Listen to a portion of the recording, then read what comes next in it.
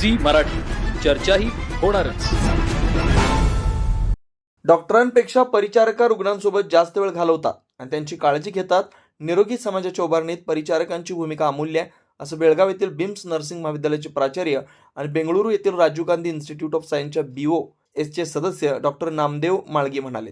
अंकली तालुका चिकोड येथील गोमटेश शैक्षणिक संस्थेच्या डॉक्टर NA मगदूम आयुर्वेदिक वैद्यकीय महाविद्यालयाच्या परिसरात आयोजित BSc नर्सिंग GNM विद्यार्थ्यांच्या दीप प्रज्वलन आणि शपथविधी समारंभाचं उद्घाटन केल्यानंतर ते बोलत होते. परिचारकाचं पद पवित्र असतं. जेव्हा कोणताही डॉक्टर जीवनरक्षक काम करतो त्याकरता परिचारकांनी चांगल्या सहाय्यक म्हणून काम केलं पाहिजे.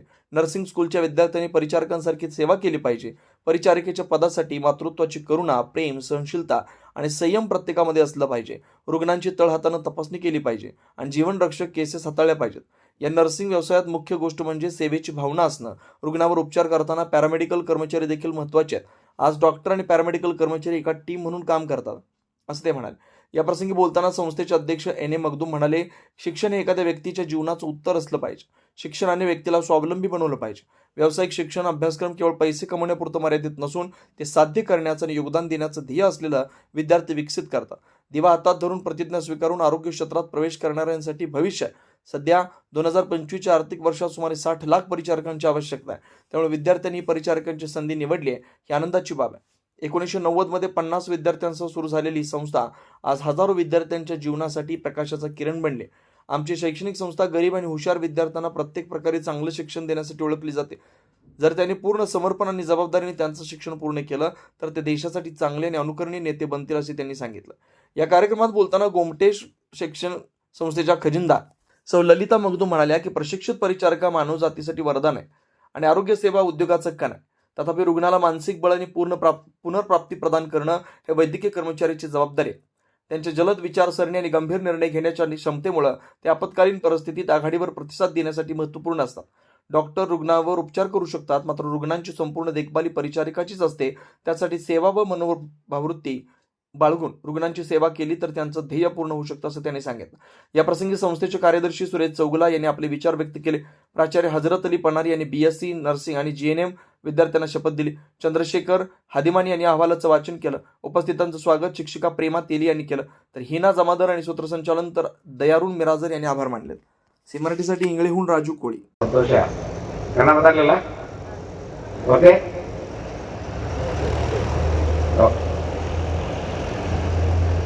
ಬಹಳ ಖುಷಿ ಆಗ್ತದೆ. ಇವತ್ತು ನಮ್ಮ ವಿದ್ಯಾರ್ಥಿಗಳು GNM ವಿದ್ಯಾರ್ಥಿಗಳು, BSc ವಿದ್ಯಾರ್ಥಿಗಳು ಇದೇ ವರ್ಷ ಅಡ್ಮಿಷನ್ ತೊಗೊಂಡಿದ್ದೀವಿ. ಭಾಳ ಒಂದು ಕನಸು ಹತ್ಕೊಂಡು ಬಂದಿದ್ದೀವಿ. ಇಲ್ಲಿ ನಾನು ನರ್ಸಿಂಗ್ ಮುಗಿಸ್ಬೇಕು, ನಾನು ಏನೋ ಮಾಡಬೇಕು, ನಾನು ಪ್ರೊಫೆಷನ್ ಮಾಡಬೇಕು, ನನ್ನ ಕಾಲ ಮೇಲೆ ನಾನು ಸ್ವತಃ ನಿಲ್ಲಬೇಕು ಅಂತಕ್ಕಂಥ ಒಂದೇನು ಛಲ ಹೊತ್ತಿದೆಯಲ್ಲ, ಅದಕ್ಕೆ ನಾನು ನಿಮಗೆ ಫಸ್ಟ್ ಅಪ್ರಿಷಿಯೇಟ್ ಮಾಡ್ತೀನಿ. ಒಂದು ಕಾಲ ಒಂದು ಟೈಮಲ್ಲೇ ನಾನು ನರ್ಸಿಂಗ್ ಸ್ಕೂಲ್ ಸ್ಟಾರ್ಟ್ ಮಾಡಿದಾಗ 1998 ಬಹುಶಃ 97-98 ನರ್ಸಿಂಗ್ಗೆ ಹುಡುಗರು ಕರ್ಕೊಂಡು ಬರ್ಬೇಕಂತಂದ್ರೆ ಇದೊಂದು ದೊಡ್ಡ ಒಂದು ಕುಸ್ತಿ. ಅದು ಎಲ್ಲಿ ಹೋದ್ರು ನರ್ಸಿಂಗ್ ಹುಡುಗರು ಯಾರು ಬರ್ತಾ ಇರಲಿಲ್ಲ. ಅಯ್ಯೋ ನರ್ಸಿಂಗ್ ಹೋಗ್ಬೇಕ ಬೇಡ. ಅದಕ್ಕೆ ನಾನೇನು ಮಾಡ್ತಿದ್ದೆ, ಎಲ್ಲೋ ಮಡಿಕೇರಿನೋ ಕೂರ್ಗೋ ಆ ಕಡೆ ಹೋಗಿ ಹುಡುಗರು ಕರ್ಕೊಂಡ್ ಬರ್ತಿದ್ದೆ. ಆಮೇಲೆ ಹೋಗ್ತಾ ಹೋಗ್ತಾ ಕೇರಳಕ್ಕೆ ಹೋಗಿ ಕರ್ಕೊಂಡ್ಬರ್ಲಿಕ್ಕೆ ಶುರು ಮಾಡಿದ್ವಿ. ನಮ್ಮ ಜನರಿಗೆ ಅದರ ಬಗ್ಗೆ ಅವೇರ್ನೆಸ್ ಇರಲಿಲ್ಲ.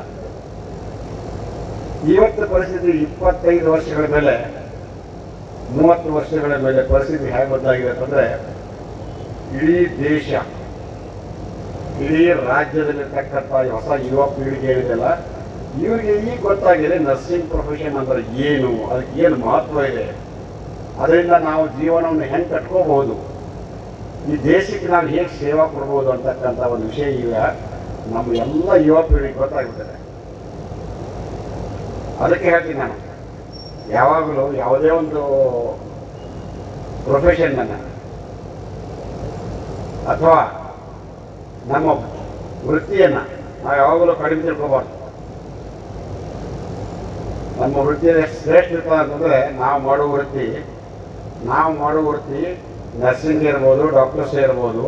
ನಾವೇನು ಮಾಡ್ತಾ ಇದ್ದೀವಿ ಅಂತಂದರೆ ಇನ್ನೊಬ್ಬರ ಜೀವವನ್ನು ಉಳಿಸ್ತಕ್ಕಂಥ ಕೆಲಸವನ್ನು ಮಾಡ್ತಾ ಇದ್ದೀವಿ.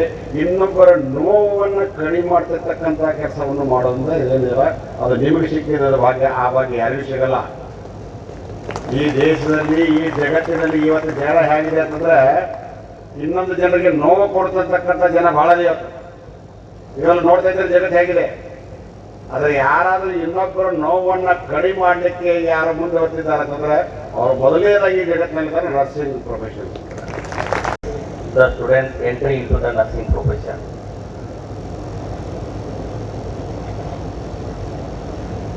Lamp lighting symbolizes the dispelling of the darkness and ignorance with the knowledge and light. It is a ritual that invites the positive energy, wisdom and divine presence. And some important key points regarding the lamp lighting of this program. First one is the symbol of the knowledge. So lighting the lamp is one of the main symbol of the knowledge. Second one is the inviting the divine presences. Third one is dispelling the negativity of the events and auspicious beginning. So each and every one beginnings were begins with lighting the lamp. So because of that, mainly the main key significance of the lighting the lamp. It is a common practice light up the lamp at the start of the important events. So all the events were begun with lighting the lamp, and ceremonies or new academic years to ensure the good and blessing beginnings. Hope righteousness, the light symbolizes the hope of the temple of God, good will, good over will, the path of the righteousness and enlightenment. So usually this thing usually used in the lighting the lamp in the spiritual and spiritual importance of the each and every one programs and the temples. In many traditions, the act is the integral part of worship, connecting the individual with the divine and cosmic eyes.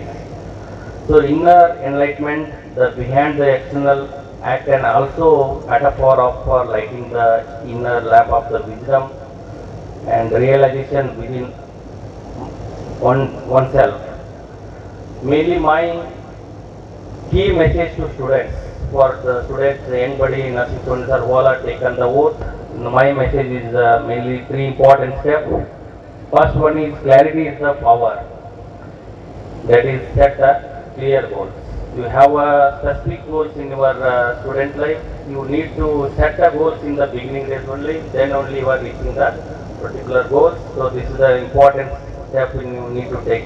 Second one is consistent action and implementation. So nothing but you need to hard work all the academic years along with the academic as well as the co-curricular activities.